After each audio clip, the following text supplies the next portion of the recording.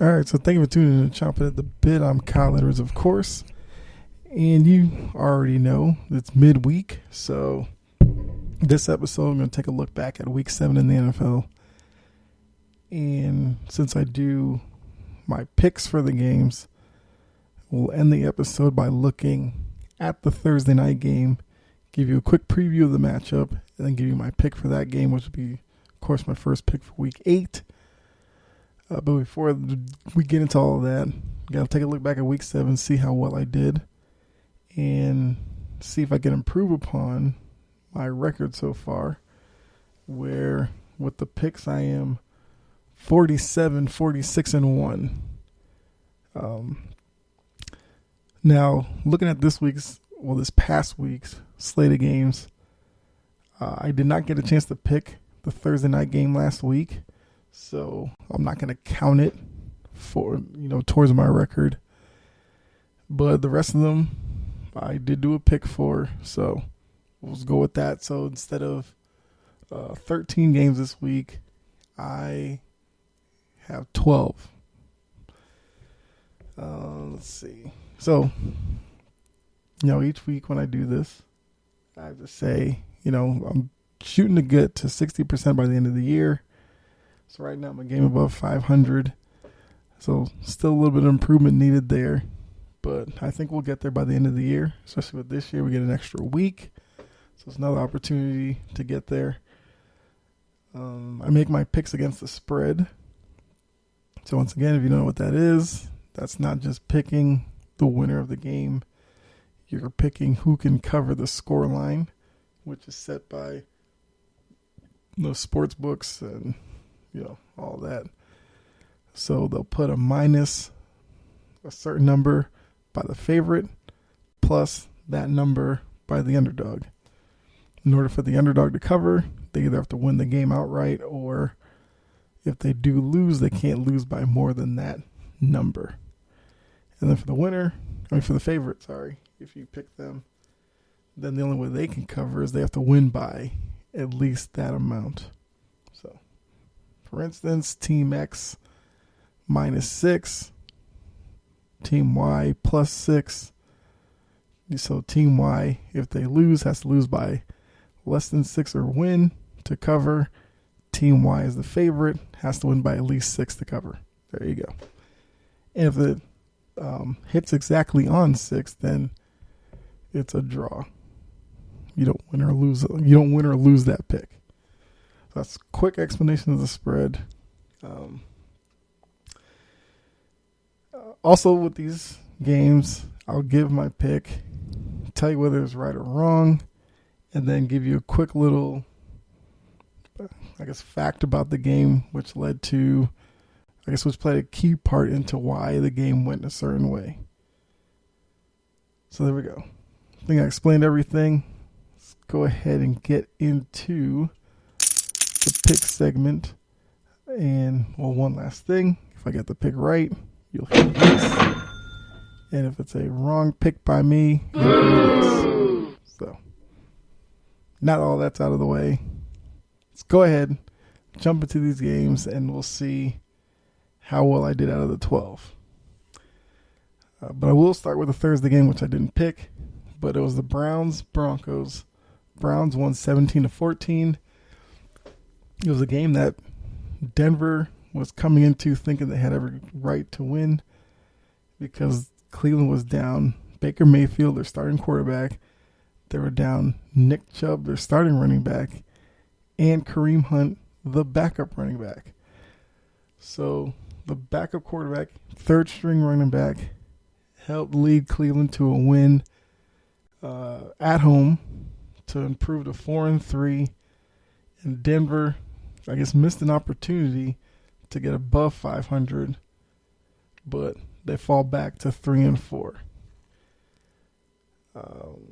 Think we saw the other day Baker Mayfield is out in the practice field trying to get ready for the Week 8 game.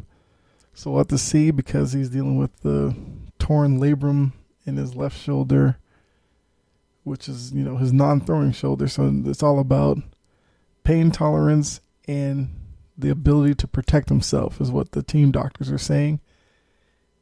And I believe he spoke earlier on Wednesday and said that he's taking it day by day.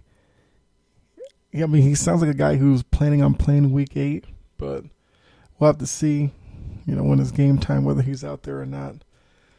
But it was a good win for the Browns. I mean, to win shorthanded, to get over 500 at 4-3, it's a win that you could look back on and see was a big win for them in the grand scheme of things, because it was a game that they easily could have lost when they had plenty of excuses because, like I said, quarterback and 2 running backs are out. But they pulled it together. Case Keenum made enough plays to get them the win. And, yeah, they stay above 500. So, yeah, like I said, didn't pick that game, so I didn't win or lose that one. But now let's get to the games I actually did pick. So we're going to start with the Packers and Washington football team. The Packers did win this game to improve to 6-1, and Washington fell to 2-5. Green Bay won 24-10. I took the Packers minus the 8 in this one, so it's a win for me. I guess the thing you need to know is Washington continues to disappoint. The defense once again, couldn't hold up their end of the bargain. They gave up 24, which isn't too bad, but like I said, I think last week and the week before, this Washington offense is not good enough to, rely upon them to score 28, 30 points a week.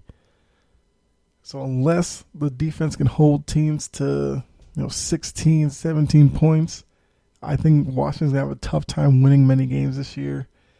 They even had a funny moment in this game where Tyler Heineke dropped back. I think they were on like the 7-yard line or something. He rolled to his right, scrambled into the end zone, dove into the end zone for what he thought was a touchdown.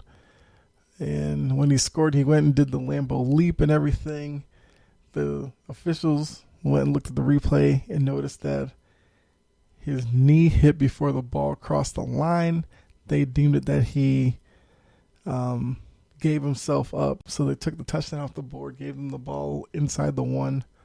Very next play, Heineke tries a quarterback sneak, doesn't get in. I think he stretched the ball out, but he never got close enough to the goal line to really reach out over it. So not only did he not score the touchdown, but Washington didn't get any points out of the drive. And that's kind of a, synopsis of their season so far. It's been a season of disappointment. Like I said, Green Bay 6-1, top of the NFC North. Right there for a top 3 seed in the NFC, and guaranteeing a home game come playoff time. It's still early. We're not even halfway through the season yet, but Green Bay's put themselves in good position. Aaron Rodgers somehow continues to win with this team. Remember in the offseason, he was talking about how the team wasn't really, he didn't really say that, but he, was given that Aaron Rodgers was upset with the team in terms of personnel and all this kind of stuff. Well, they're 6-1, so clearly personnel's good enough right now. And yeah, they won 6 straight, so they're one of the hottest teams in the NFL. Let's jump ahead to the next game. Chiefs, Titans. Titans got this one to improve to 5-2. Chiefs fall to 3-4. Titans won it 27-3. I took the Titans as the underdog here, +4. So that's a win. Key takeaway here is the Chiefs once again looked pretty bad against a good team. And from watching them, I'm kind of getting this vibe that they are kind of like the let's see how many of you might remember the reference here, but kind of the early days of Manning with the Colts, where the Colts had high-powered offenses, but defensively left a little to be desired, and teams who were kind of more physical than them could beat them. It's kind of what you're starting to see here with the Chiefs, especially this year. I mean, Mahomes threw another interception in this game, but all of his interceptions seem to be going through receivers' hands and into the defenders, so you can't really blame him for all of that. But yeah, something's up with the Chiefs right now. Offense isn't clicking. Defense can't stop anybody. And with that, teams like Tennessee can come in and, dictate the play, dictate the tempo, really get Kansas City off their game. And you're starting to see that they're losing these games to these top teams in the AFC. Have to see if, for the Tuesday trade deadline, if Kansas City does something to try to, shore up something in their defense, or I don't know, maybe they get a piece offensively to try to help out. But I think they need to do something, because clearly they're not going to just, cakewalk through the season, get a top seed because they win the division, anything like that. They are in a fight right now. Just division alone, they're in a fight with the Chargers, the Raiders. I mean, Denver's kind of going the other way, so we're not really going to talk about them, but still have two teams ahead of them. Tennessee, good win. They did put pressure on Mahomes, which ultimately led to Mahomes, taking a hit. He fell as he's getting sacked. Head hit the knee of a Titan defender, and Mahomes was taken out of the game for a little bit. But yeah, Kansas City doesn't look right. Let's go to the next game. Falcons, Dolphins. Falcons got this one to improve to 3-3, get to 500. Dolphins lose another tough one. They're sixth in a row to go to 1-6. Falcons won at 30-28. I took the Falcons minus the 2.5. They didn't get that done. They only won by 2. So loss. Takeaway here. Two teams late in the game that could not execute defensively. So we saw the Falcons take the lead late, only for Tua to lead the offense down the field to score late in the fourth quarter. I think they scored with about, I want to say it was like a minute and a half left in the game. So all Miami had to do, get a couple of stops, force the Falcons to try to go for it, fourth down, turn them over, you get the win. No, Falcons get the ball, drive down the field, get in the field goal range, and run out the clock, bring in Koo, kicks the game winner. They win 30-28. And for the Falcons, it was a game where they almost gave it away late in the game because their defense couldn't make a stop. Luckily for them, the offense was able to get the ball right back, go down the field, and get the win. But if they did not get into that situation, we'd be looking at this game as another instance where the defense couldn't step up when it needed to most, and the offense just didn't do enough. But didn't happen that way. So, like I said, Falcons get back to 3-3. Matt Ryan had a big game through the air, but I still took a late field goal to beat a 1-win Dolphins team, which we're seeing a lot of frustration building in that team, especially with Coach Flores. But I don't know. Disappointing season for both teams. Probably Dolphins more than the Falcons, of course, because some thought the Dolphins were going to be a player in the AFC East, and look at them, they're now 1-6.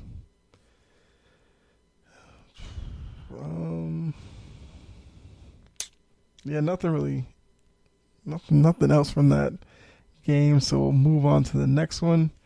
We got the Jets Patriots. Patriots got the win in this game, 54-13 to improve to 3-4. The Jets fall to 1-5.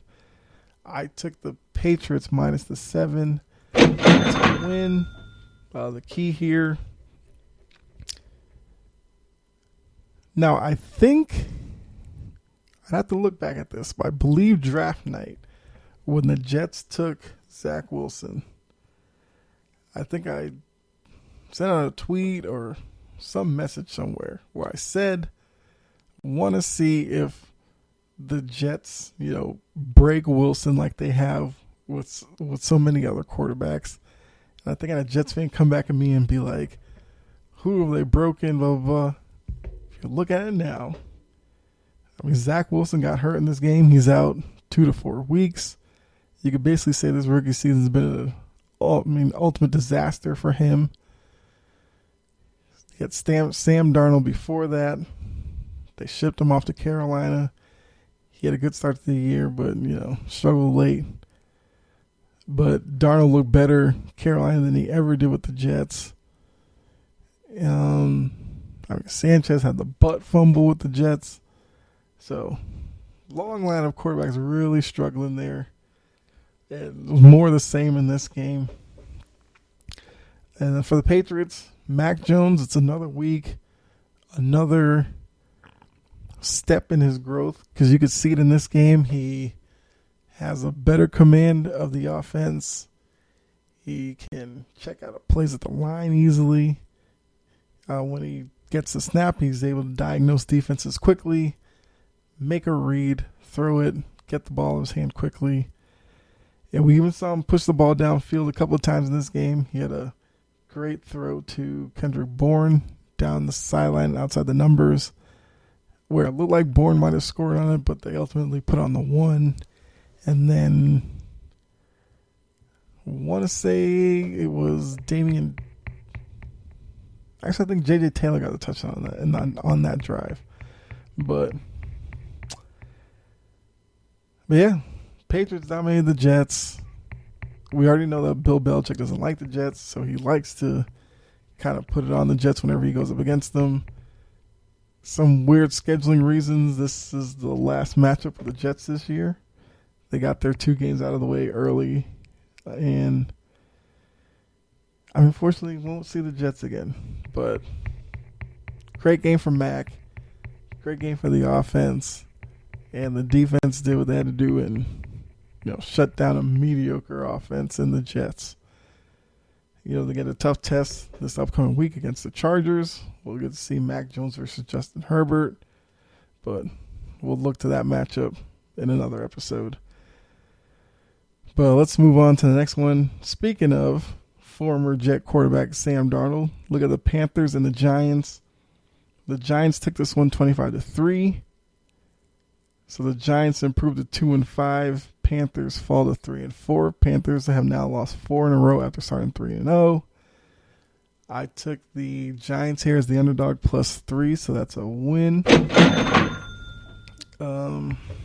Key here is what has happened to this Carolina team where they started off 3-0. A lot of people were, they weren't really hyping them up too much, but Carolina was seen as a surprise team early on in the season, but now we're kind of seeing that they're falling back to the norm, where they've now lost 4 in a row. We'll have to see if that becomes an extended losing streak. Can they pick up a win somewhere here and there? Sam Darnold got benched in this game for PJ Walker, and I think Carolina came out after the game and said Darnold would be the starter next week. But we'll have to see if that holds true. The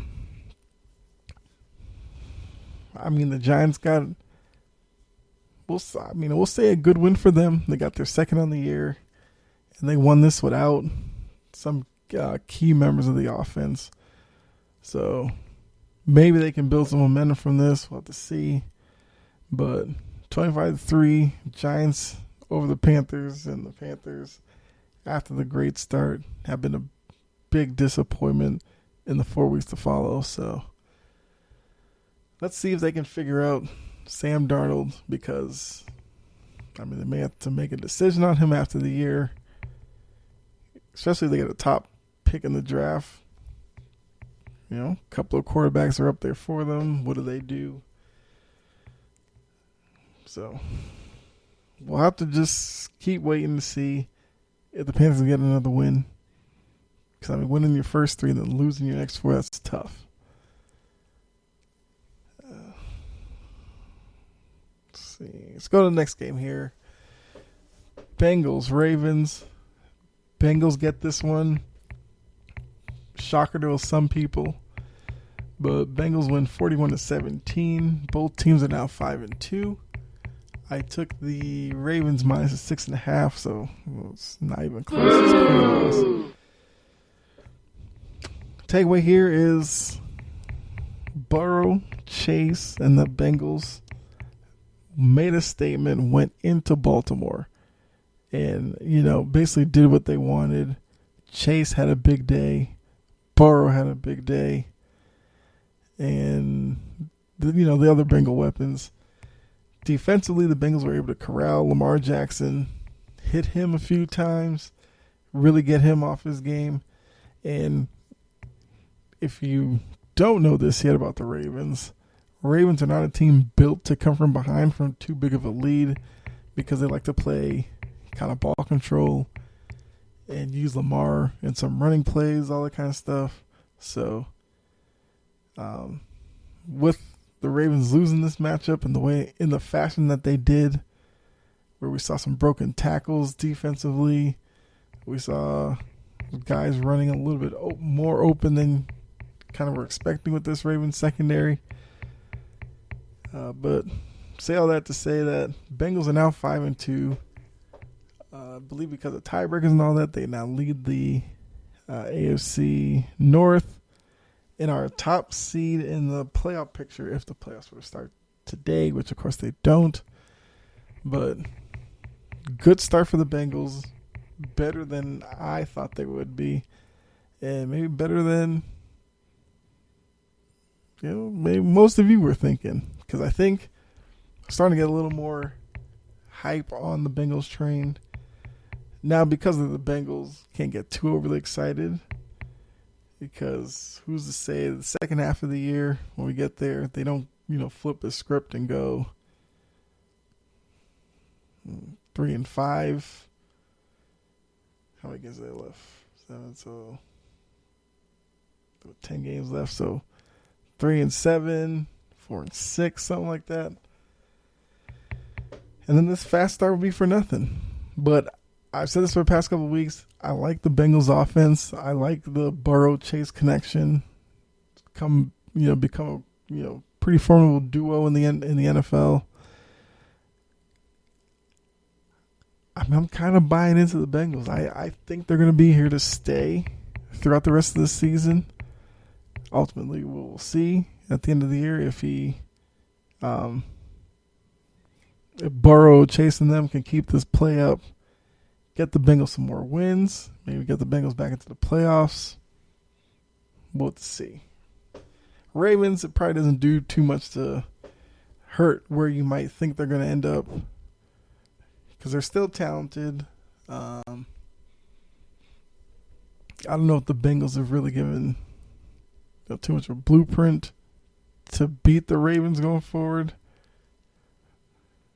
We'll have to see, because I think Ravens will struggle with high power offenses. Bengals actually have one of those.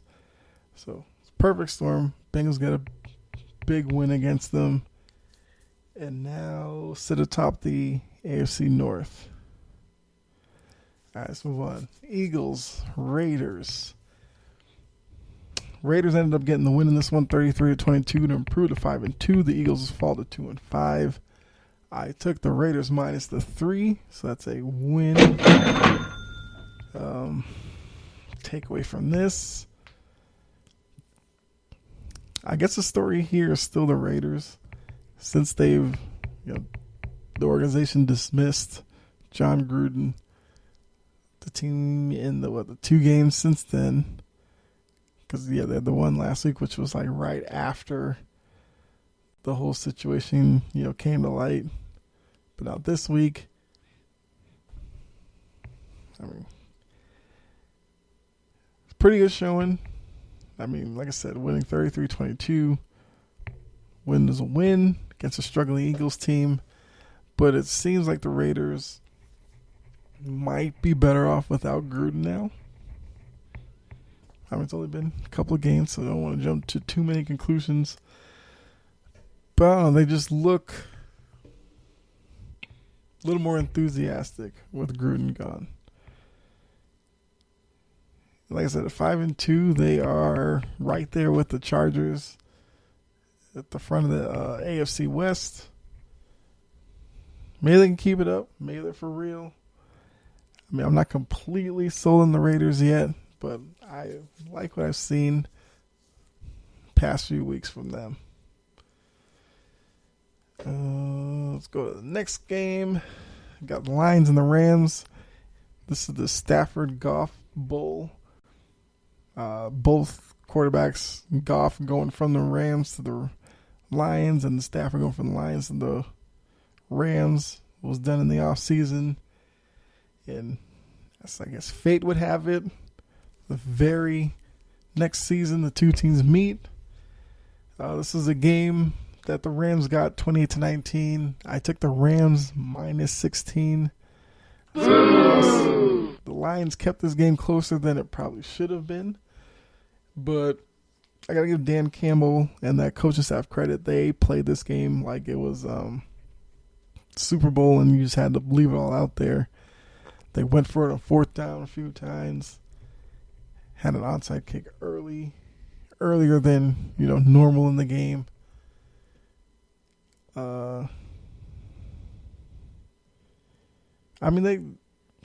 They tried. It's like I say, the Lions they keep trying to get that win. Maybe whether they're doing it for pride or for Campbell because they really like him, I don't know, but it's got to be tough. Now 0-7. Rams go to 6-1, but sitting there at 0-7, there's got to be some doubt creeping into the head of some of these players, thinking whether or not they'll even get a win this year. You can be bad, but going winless, that's tough. It's tough to deal with, and we'll see. Maybe the Lions can get one before the year is out. But they went up against a better team, played them tough, and they lost. So, once again, it's 28-19, Rams over the Lions. All right, it's got the last 3 games here, so we're going to go with last 4 games. Sorry, I said last 3. Got 4 games. So we have the Cardinals and the Texans. Cardinals, remember, are the last remaining undefeated team in the league. It's a lot of pressure that comes with that. All the teams, even the bad ones, will try to put their best foot forward. That didn't happen in this one. Okay. The Cardinals took it to the Texans 31-5. I took the Cardinals -18, which is scary to think about with that big of a line, but I went ahead with it, and they covered. So, it's a win. What is there to say? The Texans are a dumpster fire. The Cardinals still undefeated. What were the real chances of the Texans really getting the upset on Arizona, on the Cardinals? Texans are a team going to be watching for the trade deadline. Do they finally make that decision on Deshaun Watson and move him? We did hear from, I think it was Goodell. Yeah, Goodell said that not enough evidence or whatever to put Deshaun Watson on the commissioner's exempt list. Which, if the Texans do want to move Watson, does make it a little easier for them because now teams taking him on will, do that with the understanding that he won't end up on commissioner's exempt and will be allowed to play, I guess, at some point. Probably depending on the legal ramifications, if there are any. Yeah, Kyler Murray, that offense continues to roll. The defense with J.J. Watt, Chandler Jones up front looks good. So they have to settle with being undefeated, carry that bullseye on their back into next week, where next team will take their chance at trying to give them their first loss. Next game we have Bears, Buccaneers. Buccaneers take this one 38-3. Buccaneers improve to 6-1. The Bears fall to 3-4. I took the Bucs at minus 11.5. It's a win. This matchup we saw Tom Brady throw NFL record 600th career touchdown pass. Then backed up with number 601, 602, I believe. I think he threw 3. Mike Evans gave the 600 touchdown ball to a fan. Sent an official over there who got it from him. Later we learned what he got in exchange for giving the ball back to the Bucs. I think he's getting like a t-shirt. I think he's getting a signed shirt from Mike Evans. Get like 2 tickets or something. Some gift cards to the team store, all this kind of stuff. So I probably would have kept the ball. Probably could have gotten more with that, but I understand. The Buccaneers are just good. Bears, not so much right now. Justin Fields, he's been put in the place of the starting quarterback.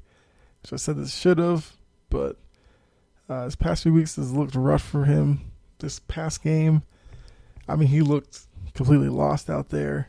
He had a lot of indecision in terms of where the ball should go when he's in the pocket. I do think I think Justin Fields' biggest asset is his ability to move. Seems like the Bears are trying to make him more stationary with the offense that they're running. And right now, it's not working for either. So I don't know if it's going to be a change of philosophy, or do they maybe sit Fields for a couple of weeks and have him look on with one of the veterans to see if that helps. I don't know. But they definitely have to get that fixed. I guess going into next year, because it kind of looks like Fields maybe losing some confidence. There were several shots of him on the sideline, and he looked, I don't really know what to call it, but he definitely looks disappointed, frustrated, all that. So it's kind of a tough line that the Bears are straddling here. You want to put him out there for development reasons, but if he's just going to get hit and not really get any better, when do you decide to make the change? Let's go to the next game. Colts, Niners. The Colts got this win to improve to 3-4. Niners lose, fall to 2-4. Colts took it 30-18. I took the Niners -4. Interesting game on Sunday night. This one was, as they had to deal with weather. Pretty decent rain issue, and because of that weather, it really translated out into the field. It's odd that the Colts got 30 points in that weather, because a lot of fumbling, a lot of weird exchanges between the center and the quarterback. A few times where the quarterback had the ball slip right out of their hand, had to dive on it, and they managed to get the game in. Through I don't know what, but like I said, it was a turnover mess watching it on TV. So it wasn't the greatest looking game, but the Colts were able to make more plays to get the win. And for the Niners, tough loss, but I don't know. I think the Niners are definitely better than what they showed this game. So I'm just chalking it up to the weather and just kind of leave it at that. But very sloppy game. Carson Wentz had some good plays. He also had a baffling interception where he kind of got chased down from behind. Player was taking him down. He did like a little shovel pass motion, basically right into the 49ers defender. But ultimately it doesn't matter because they got the win after all that. So both teams right now aren't really threat, whether it's their division or the overall playoff picture. So we'll have to see between these two teams which team can fully turn their season around. If the Colts, is it just stringing together a few wins? Maybe they found something in this game that they can really take with them through the rest of the year. And the final game, the Monday night game, we saw Saints go up against the Seahawks. Saints win this one 13-10, improved to 4-2. The Seahawks fall to 2-5. I took the Saints minus the 4.5, which they did not cover. Takeaway from this one was this game was even, I guess, less interesting than the Sunday night game, but at least the Sunday night game had to deal with weather. This one you didn't. It was just two quarterbacks really struggling. For the Seahawks, it was Geno Smith, who, really struggled offensively. And then the Saints, it was Jameis Winston. Once again, another major struggle. But the Saints did enough. Got a field goal late to put them up 13-10. Ultimately, that score would hold up. But, yeah, not the best Monday night game that they could have hoped for. But it was, hey, it's a win. And they're at 4-2, still within striking distance of Tampa Bay. I think they have a matchup coming up here shortly, but even though the Saints got the win, they definitely have to tighten up offensively. There are several throws that Winston missed, ultimately like taking a sack or an unnecessary hit. So if he can kind of get better at that, then the Saints will be fine. For the Seahawks, they're just holding out until Russell Wilson gets back, and hopefully, they don't lose too many games between now and then. And, maybe Russell Wilson can come back and save the season, which he's kind of done for them over the past few years. But, yeah, Saints get the win. It's 4-2, Seahawks 2-5. Like I said, wasn't a pretty game, so really not much to say about it. Ball security issues and teams missing sure opportunities. Yeah, I think that's it for that game. Then real quickly, the teams that are on a bye this week, you have the Bills, Cowboys, Vikings, Steelers, Chargers, Jaguars. So that's it for the week. Looking at the board real quick, I went 7-5. So that's a good week. Past few weeks, it's been either 500 or one above. This one or two above.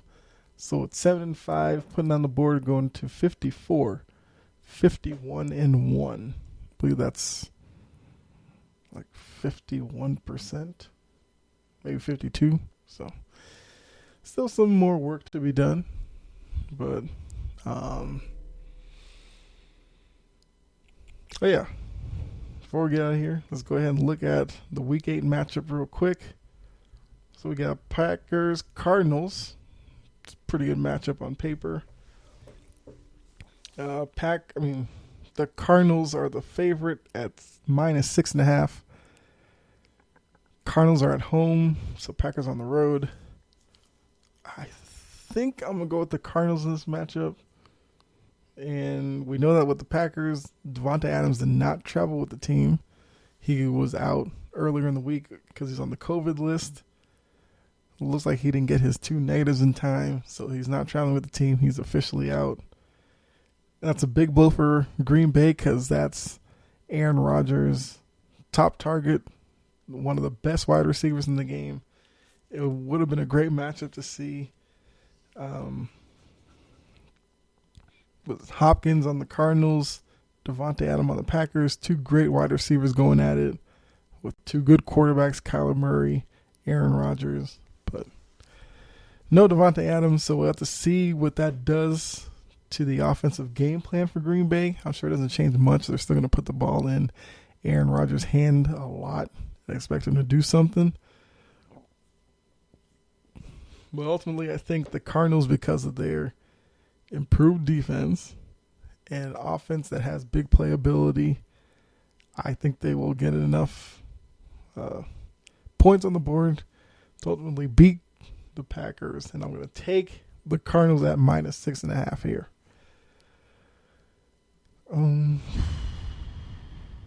So yeah, key is going to be J.J. Watt, Chandler Jones.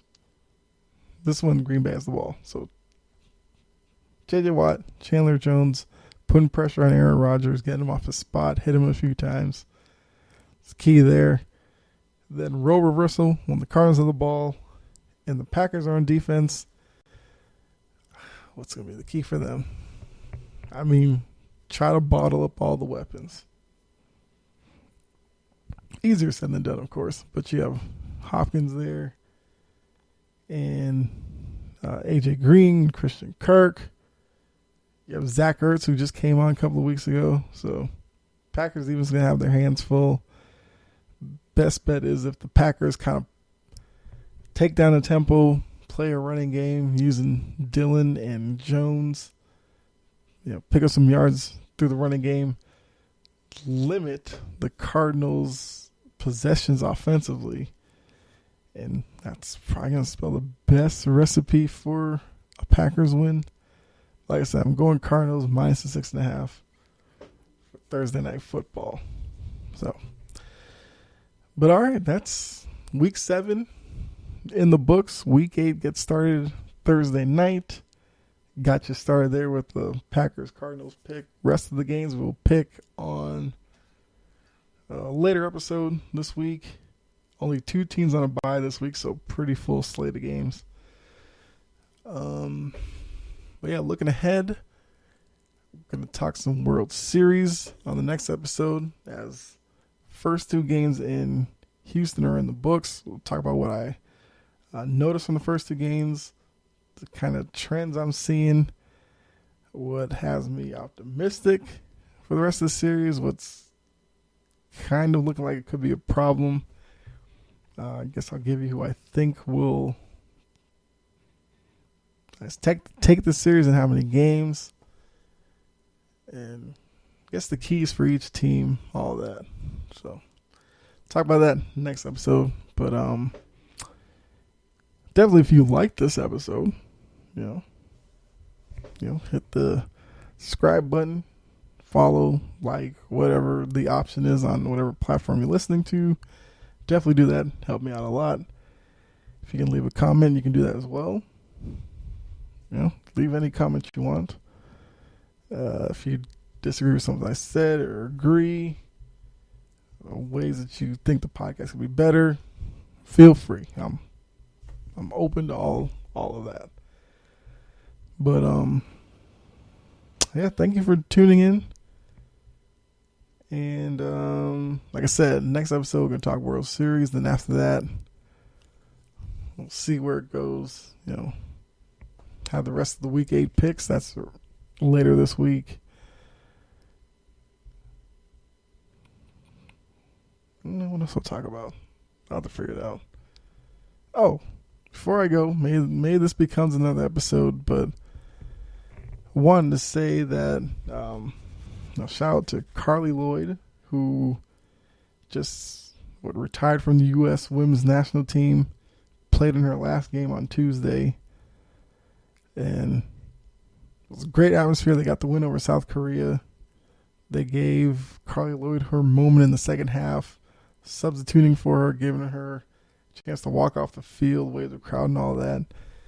But yeah, maybe it's an episode I'll do at some point, but kind of where I slot Carly Lloyd in terms of best women's players that I've seen.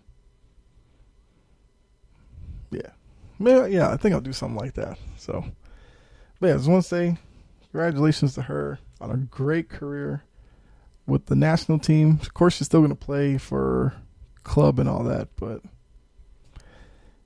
yeah, definitely a great player who got the proper send-off. So, just wanted to say that real quick. And then, like I said, some episode near future, we'll talk about some women's national team players and where Carly Lloyd fits amongst them. But yeah, I think that gets you all caught up. But yeah, so appreciate you tuning in. If you liked it, tell somebody you know, get them to listen, get them into the community. But like I said, wherever you listen to this, like, subscribe, follow, whatever the option is, leave a comment. Go to Twitter, follow me at Chompin' Podcast, interact with me there. I do tweet pretty often based on the game I'm watching, so we can go back and forth there. And yeah, so be safe out there. Have a good one. God bless. And I'll catch you on the next episode. All right, I'm out.